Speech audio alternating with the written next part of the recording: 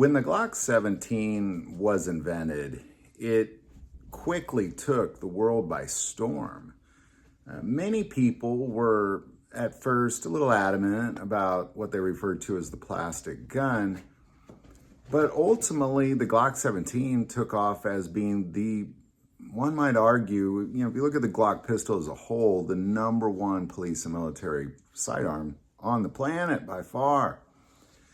But the reason that Glock 17 was called the Glock 17 is it was the 17th patent that Gaston Glock held. And many people believe that it was the Glock 19 as his second pistol, but it wasn't. It was the Glock 18.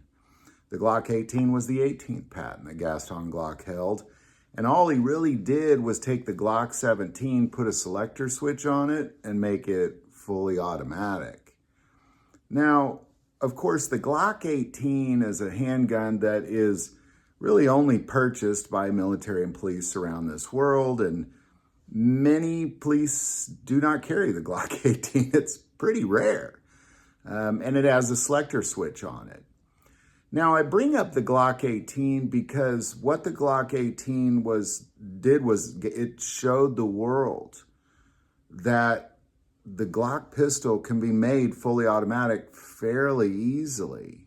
And as a result, a man from South America invented the Glock switch, basically taking the very elementary technologies that went from the Glock 17 to the Glock 18 and created an ability to really just change out that striker fire mechanism to make it fully automatic pretty easily.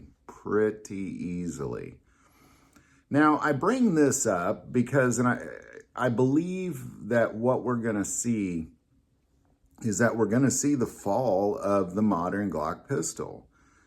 I believe that Glock is going to be faced with a situation where they're going to have to change the Glock pistol to not allow for the Glock switch. Now, why do I think this? Well, because of the most recent Supreme Court case.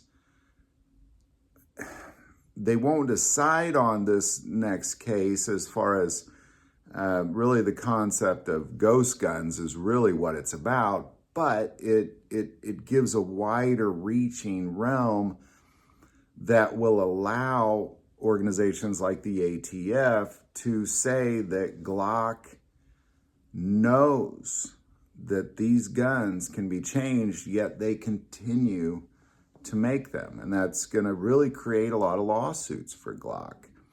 And I believe ultimately Glock is going to be forced to modify their Glock pistol to not allow for these Glock switches. So really it's the second gun invention that Glock made, that Gaston Glock personally made, the Glock 18, that ultimately, we're talking way back in 1987 is when the Glock 18 was made. And here we are roughly 36, 37 years later, and people have created aftermarket products that ultimately allow people to modify their Glock 17 into really a kind of a modified version of a Glock 18 just without the selector switch. So in a weird way, it's Gaston Glock's second gun invention that ultimately may or may not, I hope I'm wrong, but may bring down the modern Glock pistol. And I believe it is going to, and here's why. And I've brought this up in other videos, but anytime that somebody has created a product in industry that has what the U.S. decides is a harmful effect, so to say, like being able to change the Glock pistol, the lawsuits become easier and easier to sue that company, because once one person says, well, hey, they knew it would do this, well, then the rest can say that. And it's just, it's essentially saying, well, now they know it can be done. So if they don't change it, they're openly admitting that they are allowing this to take place in America. Now, I've been doing a little bit of traveling around other countries lately, and what I've found is we're not nearly as free in this country as one might think. There's more rules rules, I'm going to put them in quotes, in America than almost anywhere else I've been.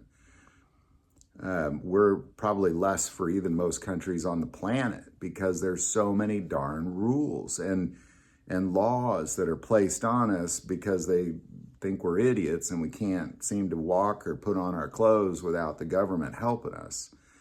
And I believe it's because of this kind of thing that the government is going to say Glock knows that they're creating this product that can easily be modified to create an illegal product that will do harm to Americans, and therefore they're liable for that thing. And the only way to not be liable for that thing is to change that thing, is to change it in such a way that it can't take on those modifications anymore. And I ultimately think that's what Glock is going to have to do. We will see how the new ATF and all that plays out. Of course, that's going to be a huge variable as well. But in the end, I think it's all going to play out in the court systems. And it's the court systems that are ultimately going to, I believe, force Glock to have to modify their current Glock 17 into something different that won't take those Glock switches. And I bring up the Glock 17 because all Glocks are essentially a modified version of the Glock 17. Essentially just reproducing the same handgun over and over again with different calibers and different sizes, and then creating new generations. But in the end, it's really just another version of the Glock 17. And I think they're going to have to change it. In my opinion, I hope I'm wrong. This is one of those times that I don't think I am wrong, but I sure hope I am.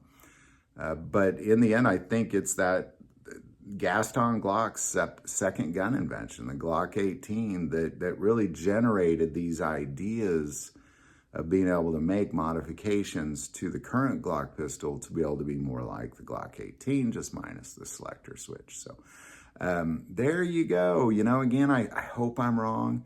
Love to know your thoughts and insight on it. Definitely put it below. I do want to take a moment and say that most people watch this channel, hey, they're not subscribers. Click that subscribe button. Greatly increases the algorithm and our ability to get these messages out. That link is also below.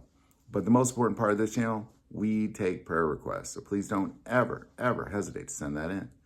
Thank you for watching this episode of God, Family, and Guns. And as always, love God, love your family, and love guns.